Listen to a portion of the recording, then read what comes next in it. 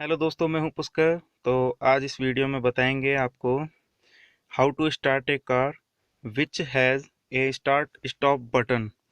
Then first you have to push clutch where is existing a clutch in a car in with manual transmission, and first step is press the clutch, and second step is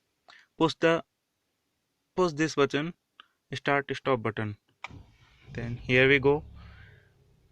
ये देखिए car start हो चुकी है and RPM at so high. तो इस तरीके से आप कोई सी भी कार स्टार्ट कर सकते हैं। बहुत ही सिंपल तरीका है, लेकिन कई बार यूट्यूब पे सर्चिंग होती है कि how to start a car with the start stop push button. Then you can see this video for your knowledge, and please wear helmet, seat belt, and keep in touch. Thank you.